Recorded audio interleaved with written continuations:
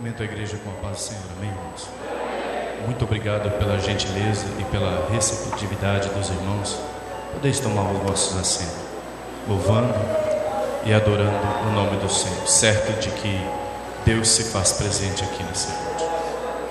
Quero externar aqui os meus mais sinceros agradecimentos, em primeiro lugar, ao nosso Deus, que teve bondade para conosco, nos trazendo até aqui, até esta cidade, até esse estado, onde nos deu condições de estar conhecendo um povo lindo, uma igreja linda, trabalhos difíceis.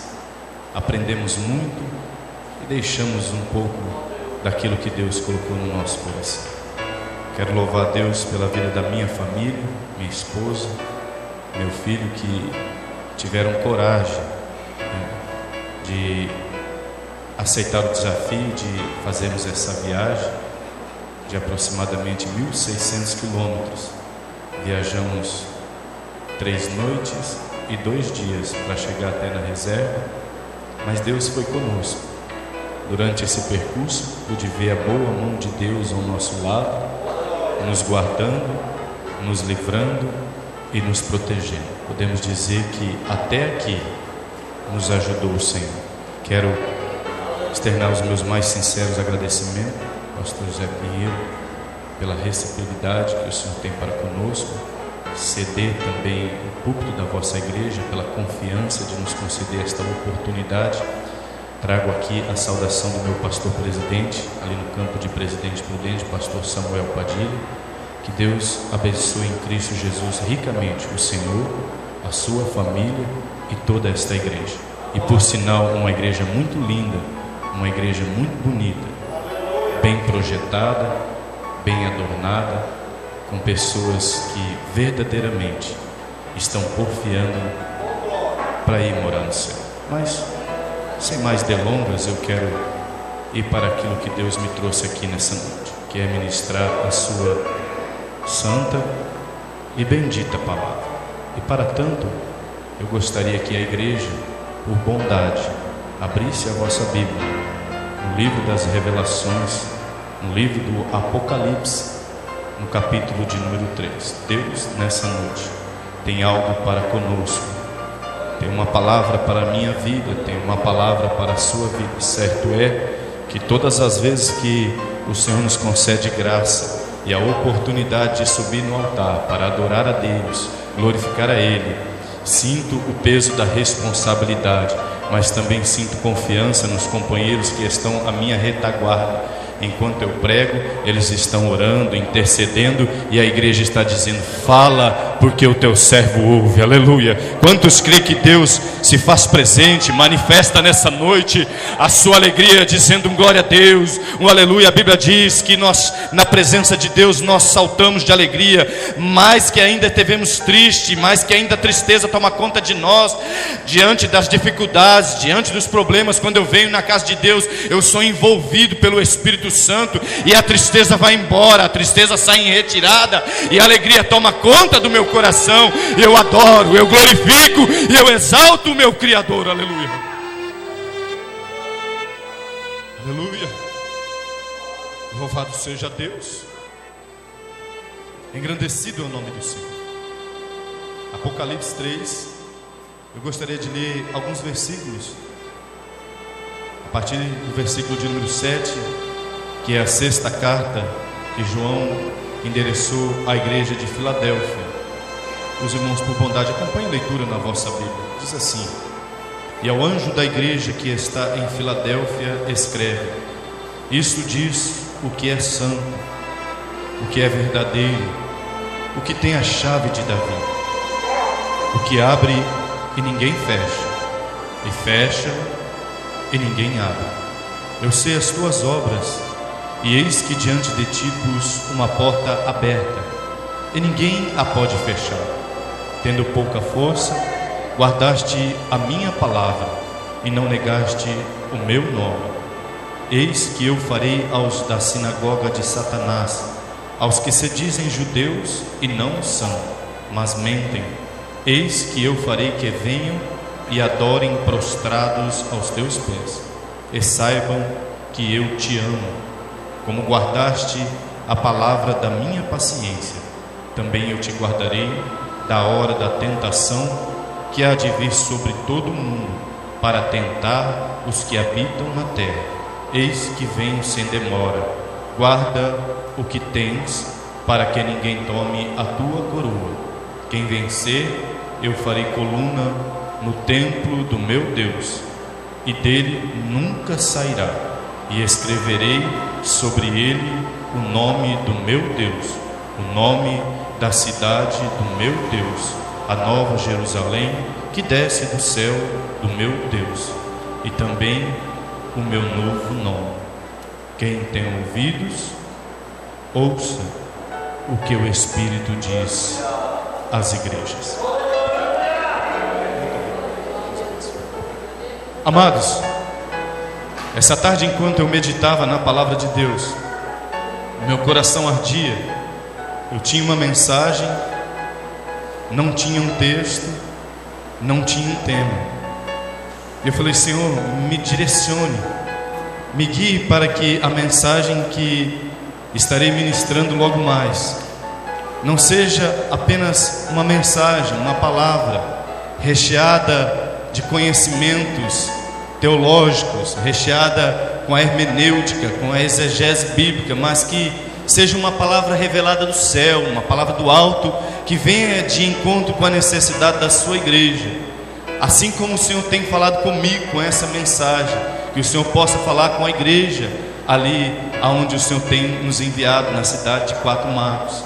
E por bondade, Deus me concedeu e me direcionou a esse texto bíblico. Eu não quero detalhar aqui em expresso o que João relatava à igreja de Filadélfia, mas eu tomei esse texto como base para trazer alguns princípios para nós essa noite. E eu frisei o versículo de número 10, aonde diz: como guardaste a palavra da minha paciência, também eu te guardarei da hora da tentação que há de vir sobre todo o mundo, para tentar os que habitam na terra. Quando eu olho para este texto, para todo esse contexto, nós sabemos, diante dos estudos bíblicos, que esta igreja de Filadélfia era uma rota comercial, era uma igreja que tinha uma forte envolvimento da Grécia ali, um forte cultura grega naquele lugar. E isso me chamou bastante atenção para a mensagem que Deus me concedeu, porque eu quero pregar e me subordinar a um tema nessa noite. O tema é o seguinte: preservando o caráter.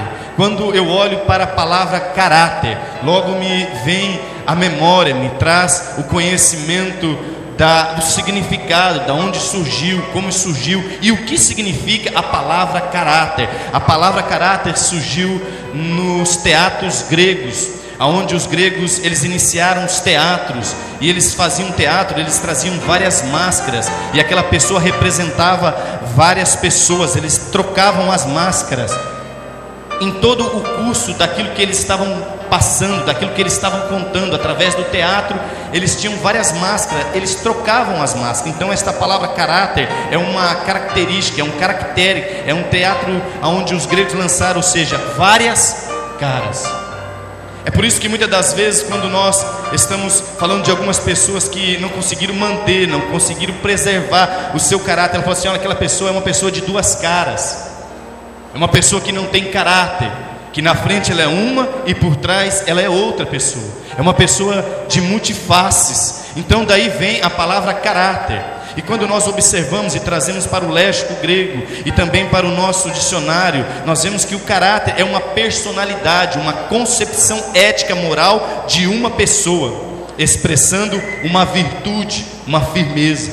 Caráter simboliza aquilo que eu expresso, aquilo que eu passo diante de pessoas, diante de uma sociedade, diante de uma igreja, diante dos meus vizinhos, na escola, aonde eu trabalho. As pessoas têm que olhar para mim como cristão e ver que em mim há caráter, há uma firmeza, há uma personalidade, há uma concepção ética moral de uma pessoa ilibada, de uma pessoa que não muda, que continua sendo íntegra, independente da circunstância, independente da situação. E para isso logo me vem a memória, eu quero citar a biografia de dois personagens bíblicos, dois personagens que tiveram chamadas, dois personagens que foram servos de Deus, mas um preservou o caráter, e outro não ligou em preservar o caráter. Eu quero, com rápidas palavras, aproveitar bem o tempo nessa noite e citar aqui alguns fatos ocorridos na vida desses dois personagens, na vida desses dois homens. O primeiro se chama Sansão.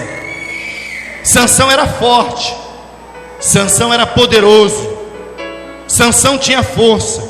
E com a sua força ele conquistava, com a sua força ele desbravava, com a sua força ele destruía, com a sua força ele era destemido. Todas as pessoas daquela região temiam Sansão, tinham medo de Sansão. Mas Sansão não preservou o caráter. Sansão tinha força física, mas a força dele não foi o suficiente para preservar o caráter. Eu quero dizer para você que entrou aqui essa noite, não é com a força que você vai preservar o seu caráter. Não é com a força do seu dinheiro, da sua sabedoria, do seu diploma que você vai preservar o seu caráter. É através da humildade e do joelho no chão e da oração. Aleluia! Louvado seja Deus. Sansão não preservou o caráter, ele foi vencido por uma mulher, e por sinal uma mulher má, uma mulher corrupta, que por uma troca de uma grande riqueza, ela fez de tudo para corromper aquele homem. Mas Sansão já vinha de um histórico perverso, tinha promessa, tinha chamada, era um nazireu de Deus, tinha tudo para vencer, porque recebeu um dom que a Bíblia não relata em nenhum outro homem, de força extraordinária, mas não conseguiu preservar o caráter. Do que valeu a força de Sansão? Sansão morreu como um animal, cego dos olhos, humilhado, porque não preservou o caráter. Ainda Deus teve misericórdia dele, que nas últimas ações dele, Deus ainda honrou ele. Sabe por que Deus ainda honrou ele nas suas últimas ações? Por causa de uma promessa que ele tinha feito para os pais de Sansão. Saiba que a oração de um pai, uma oração de uma mãe, de uma família ainda vale muito. A oração de um pastor ainda vale muito. A Bíblia diz que a oração de um justo, ela tem muito poder, ela pode muito em seus efeitos. Pois bem, eu quero andar para frente. Quero falar de um outro homem que a Bíblia narra, não tinha força física, era um homem franzino, era um homem pequeno, que os seus irmãos facilmente dominaram ele, pela força física. Era um homem que Deus tinha feito promessas, era um homem que pelo amor do seu pai, causou ciúmes nos seus irmãos, por causa de uma veste diferente, por causa de uma túnica talar, uma túnica de mangas compridas, colorida, gerou-se um ciúmes, por causa de um sonho que os irmãos não compreendiam, que os irmãos não entendiam, gerou ciúmes, e a força física dos irmãos mais velhos o dominaram. Eu estou falando de José. José era fraco, mas manteve o caráter. José não teve força física contra os seus irmãos, mas ele teve força diante das situações, diante dos problemas, e manteve o caráter. José era fraco fisicamente, mas manteve o caráter, preservou a visão e foi um grande líder. Aleluia. Os irmãos jogam ele numa cisterna, vende ele para os ismaelitas, é vendido no Egito como escravo, vai para a casa de Potifar, e ali Deus começa a abençoar, tudo que ele põe a mão prospera. O homem entendeu que existia a bênção de Deus sobre a vida daquele jovem, e ele mantendo a integridade, era fraco fisicamente, a ponto de que uma mulher perversa, por ver a beleza dele, e avança nele, querendo corromper o caráter dele. A túnica que ele tinha recebido, eu quero dar um nome para ela, era a túnica do caráter. O seu pai não escolheu ele simplesmente porque era o filho querido, era o filho com a esposa querida, não. Escolheu ele porque ele tinha caráter. A Bíblia diz que José, quando saiu com seus irmãos, ele observava a situação dele e trazia a má fama, o mau caráter dos seus irmãos. Ei, existe um presente de Deus para a minha vida e para a sua vida, e ele é conquistado quando a gente mantém o caráter. tudo, perca a riqueza, perca os bens, perca a vida, a saúde, mas não perca o caráter. Credencial não impressiona Deus. Carro 0 quilômetro não impressiona Deus. Uma conta grande, gorda, substancial não impressiona Deus. Uma sabedoria única, riquezas, tudo que o ser humano pode galgar e conquistar não impressiona Deus. Mas existe uma coisa que impressiona Deus, que se chama caráter. Deus me trouxe aqui essa noite para dizer para a igreja: é preciso nos dias que estamos vivendo, a igreja do século 21, nós mantermos a nossa identidade através do caráter. E calabaçúria. José prospera, até dentro da prisão ele manteve integridade, caráter. Foi constituído chefe ali. Os irmãos sabem. Depois de revelar sonho, ele ocupou o lugar de governador do Egito. Faraó disse: olha, depois de mim mais ninguém, é você. Somente no trono que eu sou maior que você. Mas no meu reino ninguém move a planta do pé sem o seu consentimento. Sabe por quê? Não foi apenas porque ele interpretou o sonho e deu uma estratégia de prosperar aquele reino. Foi porque aquele rei olhou para aquele moço e viu caráter nele, viu verdade nele. José teve uma oportunidade grande de poder vingar aquilo que os irmãos tinham feito.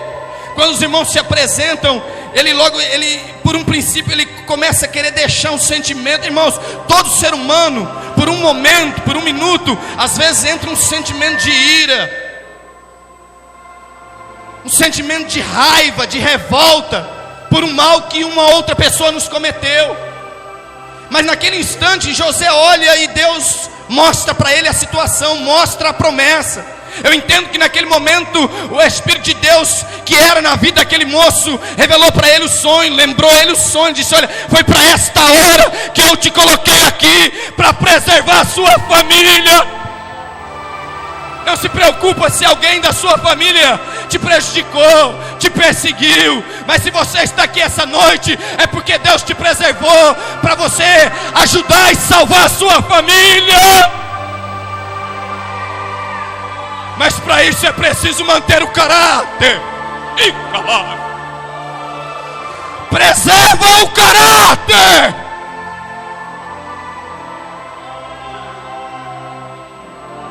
Ambos foram escolhidos, ambos foram separados para servir a Deus.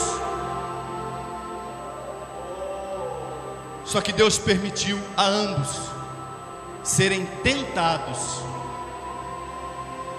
através do seu caráter. Sabia que quando Deus permite, Deus não tenta ninguém, mas Ele permite sermos tentados. Porque eu já ouvi minha esposa dizendo que Deus nos protege e o inimigo não pode nos tocar. Ele só tem uma ação dessa quando Deus fala assim: olha, vocês lembram a história de Jó? Deus permitiu para que o caráter dele fosse tentado, provado. Tentação fala-se de provação. Tentar fala de induzir para o mal, seduzir, arriscar, experimentar. Eu vou tentar, eu vou arriscar. Quando você empreita fazer algo, fala assim: olha, eu vou tentar tal coisa, eu vou arriscar. É uma coisa que você tem dúvida, é uma coisa que você não tem certeza, então você vai tentar. Algumas pessoas aí fora, pela ganância da riqueza, eles arriscam nesses jogos de azar, dizendo: olha, eu vou tentar, eu vou arriscar, quem sabe numa dessas eu não consigo enriquecer, ficar milionário. Eles estão arriscando, eles estão tentando. Quantas pessoas não tentam com a sua própria vida, não tentam com a sua própria família, não tentam contra o seu próprio ministério, não tentam. Tentar é isso, tentar é é induzir-se para um mal, seduzir-se, é arriscar, é experimentar. E a tentação é aquilo que é difícil de resistir. Tentação. Satanás é ardiloso, é meticuloso. Quando ele tem a oportunidade de nos tentar, irmãos, entenda que ele vai agir com o que ele tem de melhor para tentar nos seduzir, o homem de Deus, a mulher de Deus, o jovem, o novo convertido, a criança, o ancião. E é aquilo que é difícil de resistir, é uma forte vontade, é um forte desejo.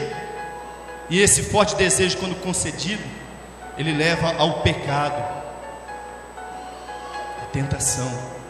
Quando na tentação você não persevera em manter o caráter, você se arruína.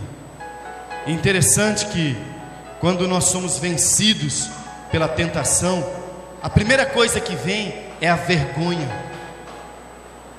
É vergonha de se apresentar ao pastor. É vergonha de dizer: pastor, eu fui vencido. Veio a tentação, não tive força para manter o caráter, a integridade, eu fui vencido. A gente quer se esconder: pastor, isso aí é conversa, não tem base bíblica. Tem sim, irmãos. Eu estou no último livro da Bíblia, eu vou lá para o primeiro para mostrar que é isso que acontece quando o homem é vencido. Lembra de Adão? Deus falou para Adão: olha, Adão, tudo isso aqui é seu, você não precisa de mais nada, Adão. Mas Deus permitiu uma coisinha só para tentar o caráter de Adão. Está vendo aquela árvore lá? Não toca nela, meu filho, mexe com ela. Vocês estão entendendo? O Espírito Santo está falando aqui. Sabe aquela arvorinha lá? Mexe com ela não, deixa isso para lá. Tem tanta coisa boa dentro da casa de Deus. Tem tanta coisa boa que Deus preparou para os seus filhos. Deixa aquela porcaria para lá. Serpente foi lá. Deus falou assim: vai lá, te dá uma oportunidade. É assim que Deus diz? Não, isso é besteira, bobagem. Na hora que você comer, você vai ficar esperto, vai ficar inteligente, vai ser igual a Deus. Tentou, comeram. Aí Deus resolve dar um passeio. Adão, onde está Adão? Onde tu está? Adão, Adão, Adão, onde você estava? Eu me escondi. Por que você se escondeu? Porque eu estava nu, tinha vergonha. É isso que o diabo quer: vencer-nos através da tentação para nos envergonhar diante do nosso Deus. Irmãos, se Deus permitiu até que o seu filho fosse tentado, quanto mais eu e você. Não fique achando que você: não, eu sou santo, eu sou isso, eu não, comigo não acontece nada. Eu quero dizer para você alguma coisa aqui nessa noite. Deus permitiu até que o seu filho, quando Jesus sai do Jordão, após receber o batismo, a Bíblia diz, ela é clara, que ele foi levado, ele foi conduzido pelo mesmo Espírito que repousou sobre ele, para o deserto, para ali ser tentado. Eu fico feliz quando eu olho para Marcos. Ele relata de uma maneira, em 2 versículos, Marcos, ele traz isso bem claro. Eu vou deixar isso para o final. Mas eu quero falar um pouco aqui a respeito da tentação de Jesus. Nós falamos de caráter, citei a biografia de 2 homens, falei de Adão, da vergonha, que quando a tentação é concebida, o que acontece? Agora eu quero falar um pouco de Jesus. Aí você pode dizer: mas Jesus é Deus. Mas Jesus era homem. Jesus 100% homem, Cristo 100% Deus. Observa que os evangelhos dizem que foi Jesus para o deserto, o homem, e lá ele permaneceu 40 dias, 40 noites, e o diabo tentando ele. Eu quero trazer essa tentação em 3 aspectos, e aí então eu entro na mensagem. E Jesus, tem misericórdia de mim, porque o relógio já está quase mandando eu parar. Mas eu vou ser rápido, vou ser bem simples, para que os irmãos compreendam aquilo que Deus quer falar e tratar comigo e com você nessa noite. Primeiro aspecto, primeiro paradigma desta tentação é a concupiscência da carne. O primeiro aspecto que Jesus foi tentado foi na concupiscência da carne, no apetite, no alimento.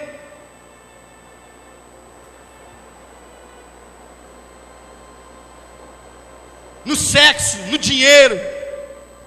Apetite é isso. desejos da carne. O diabo falou assim: você não comeu nada até agora, rapaz, está com fome, prepara um lanchinho para você aí, tal. Jesus não. Jesus venceu, Jesus manteve o caráter. Quantas pessoas estão sendo vencidas pela glutonaria, pelo apetite desenfreado na sexualidade, pelo apetite desenfreado no materialismo, no dinheiro. O dinheiro está corrompendo muita gente. Eles estão deixando de vir adorar a Deus, estão deixando de servir a Deus por causa do dinheiro, estão trocando Deus por pouca coisa. Esaú trocou o direito da primogenitura por causa do desejo, do apetite desenfreada. Ele chegou morrendo de fome, falou: que me vale essa herança do meu pai? Se eu morrer aqui, me dá logo esse prato de lentilha. Tem muita gente se lambuzando aí com um prato de lentilha e trocando a herança de Deus. Vigia, crente, não troque a sua herança. A palavra de Deus, o apóstolo Paulo diz que ela está preparada, ela está reservada não só para ele, não só para mim, mas para todos quanto amam a sua vinda. Segundo aspecto, a concupiscência dos olhos, a fama, a glória. Quantas pessoas no meio evangélico se dizem cristãos, se dizem crente, mas estão preocupados mais com a fama, estão mais preocupados com as agendas, estão mais preocupados com brilhar. Eles querem subir nos púlpitos da igreja e eles querem brilhar mais que todo mundo. Algumas pessoas têm até a presunção de dizer: olha, se eu não cantar, se eu não pregar, o culto não é bom, a festividade não é boa, porque eles querem brilhar. Eu quero dizer uma coisa aqui nessa noite: o único que tem que brilhar aqui se chama Jesus Cristo de Nazaré.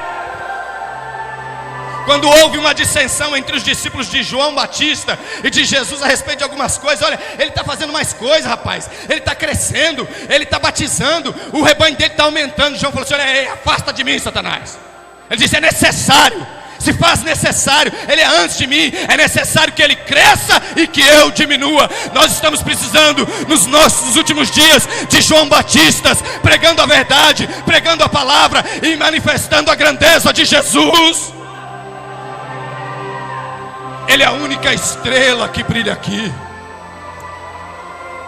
Mas a concupiscência dos olhos está cegando o entendimento desta geração. Terceiro aspecto, eu quero ir por causa do horário, ainda me resta apenas 5 minutos. Concupiscência da vida, o poder, a autoridade. As pessoas estão mais preocupadas com a concupiscência da vida, em ser autoridade, exercer poder. Mas nós servimos o único que é poderoso, Deus dos Deus, doutor dos doutores, médico dos médicos, nosso advogado fiel. O único que é poderoso aqui é Ele. A honra é dele, a glória é para Ele. Ele diz que a minha glória, essa eu não divido com ninguém. Tem pessoas querendo roubar a glória, roubar a honra, através da força, através do poder. Deus não permite. Ele diz que os exaltados serão humilhados, mas os humilhados, esses serão exaltados. Marcos registrou no primeiro capítulo, versículo 12 e 13, dizendo: e logo o Espírito o impeliu para o deserto. Verso 13, onde permaneceu 40 dias, sendo tentado por Satanás. Estava com as feras, mas os anjos o serviam. Ei, amados, nós não vamos conseguir ficar longe das feras. As feras estão aí, que é a concupiscência dos olhos, é a concupiscência da carne, é a concupiscência da vida. Tudo aquilo que quer nos engodar, tomar a nossa salvação, roubar o nosso direito de um dia poder contemplar face a face o nosso Criador, como Ele é. As feras estão aí, não tem como fugir delas, elas estão aí. Elas vão conviver conosco até o último dia. Existe uma parábola que Jesus alçou, que o trabalhador semeou lá e no seu campo era um bom homem. E de repente, pela manhã ele observou que não foi só trigo que nasceu. Nasceu joio no meio do trigo. Ele falou: vamos arrancar. Não, deixa aí, tem que crescer junto. Não se preocupa não, irmãos, que no dia da ceifa vai fazer a separação. Aleluia. Vai separar as ovelhas dos bodes, vai separar o joio do trigo, e vai dizer para aqueles que permaneceram íntegros, manter o caráter, dizendo: vinde, vinde, vinde, vinde, vinde, vinde, vinde, vinde, benditos do meu Pai, tomai por herança aquilo que vos está preparado desde a fundação do mundo. Isso não é pouca coisa não, irmãos. Isso é coisa grande. Vale mais que todo tesouro na terra, vale mais que toda riqueza na terra, vale mais que fama, que glória, que honra, que poder, é ter o nosso nome escrito no livro da vida. Aleluia. Eu quero concluir a mensagem nessa noite. Tentação. Essa palavra derivou das fundições romanas, onde os homens, os que projetavam as espadas, os romanos foram o exército que mais venceu batalha. Eles tinham uma espada que era preparada de uma maneira que ela não se quebrava. Era uma espada pronta para a batalha. E aquele fundidor que preparava a espada, após ele preparar aquele aço, aquela espada levava o nome dele. Era uma responsabilidade muito grande, porque o soldado, quando saía para a guerra, ele estava confiando naquele armamento. A espada não podia quebrar, porque senão a honra daquele homem ia junto com a desonra daquele soldado. Preste atenção, na fundição romana, quando a espada era preparada, o aço ainda em forma, ele ia para o fogo. Ele entrava no fogo. O fundidor tirava o aço do fogo.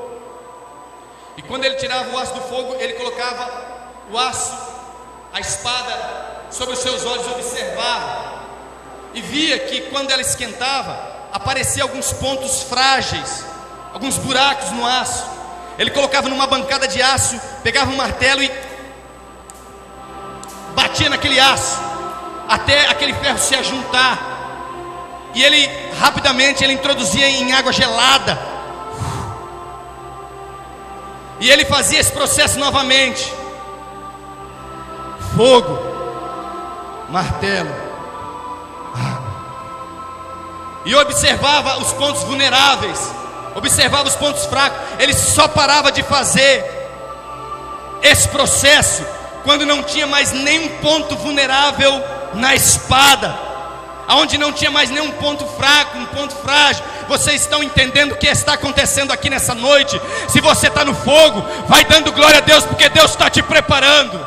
Se você está na mesa de aço, recebendo algumas marteladas, vai dando glória a Deus, porque Deus está te preparando. Se no processo você está na água gelada, vai dando glória a Deus, porque Deus está te preparando para algo grande, para algo maior. Mas para isso não pode existir pontos vulneráveis.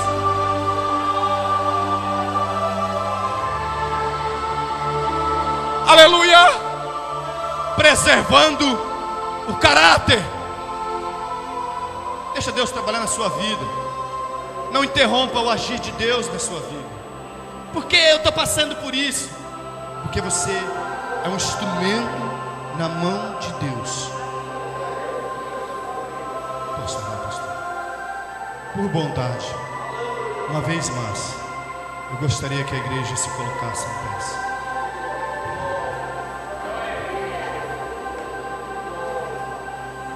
Tudo que Deus colocou no meu coração, preguei essa noite. Aleluia. Newton, ele defendeu uma lei, a lei de Newton, a lei da física. Ele dizia que para toda ação existe uma reação. A ação hoje foi nós adorarmos, glorificarmos, sentirmos a presença de Deus. E Deus agora quer reagir através da nossa ação. Mas para isso eu quero orar pela sua vida. Eu gostaria que, como um ato de fé, você saísse do seu lugar. Você, qual foi alcançado por esta mensagem nessa noite. Eu não sei por que você está passando, qual é a situação, mas Deus me diz que Você precisa de uma oração essa noite para vencer as tentações e manter o seu caráter. Saia do seu lugar, eu quero orar por você. Bem rápido, irmãos, eu não tenho mais tempo. Já excedi 5 minutos aqui do meu tempo. Eu queria deixar pelo menos 5 minutos de crédito aqui com o pastor, para que numa outra oportunidade pudesse usar ele. Aleluia. Aleluia. Pode vir, irmãos. Saia do seu lugar. Venha aqui receber a bênção do céu. Não olhe para esse jovem pastor, não olhe para esse jovem pregador. Olhe para a palavra que foi ministrada aqui essa noite. O texto que eu li em Apocalipse 3, verso 10.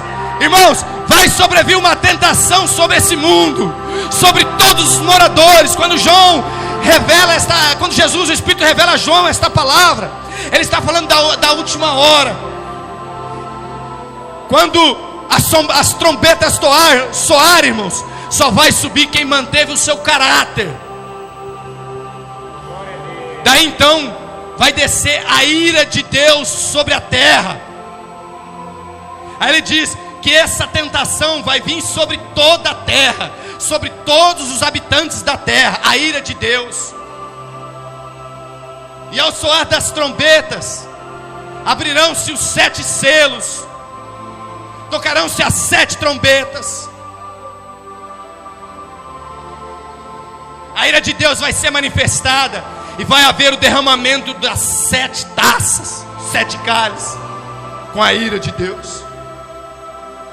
Está difícil agora, vai ficar depois. Para isso é necessário manter o caráter, manter a integridade, vencer o mal, a concupiscência dos olhos, a concupiscência da carne, a concupiscência da vida, e ser um servo fiel até a morte. Querido Deus, muito obrigado por esta rica oportunidade que me concedeu essa noite.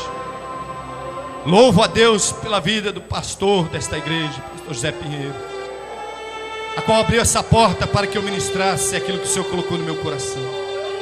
Sua igreja está aqui em uma ação, um ato de fé. Agora eu peço humildemente nesta oração que o Senhor reaja à nossa ação, dando força, capacitação, coragem para todos quanto aqui vieram, para vencer os desejos, as compulsões, vencer, Senhor, as tentações e manter íntegros o caráter.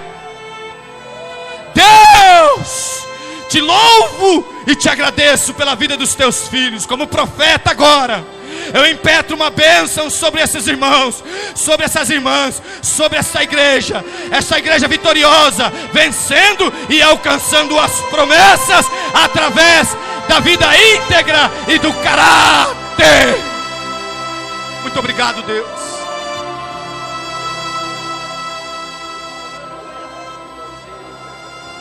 Glória a Deus, aleluia, aleluia.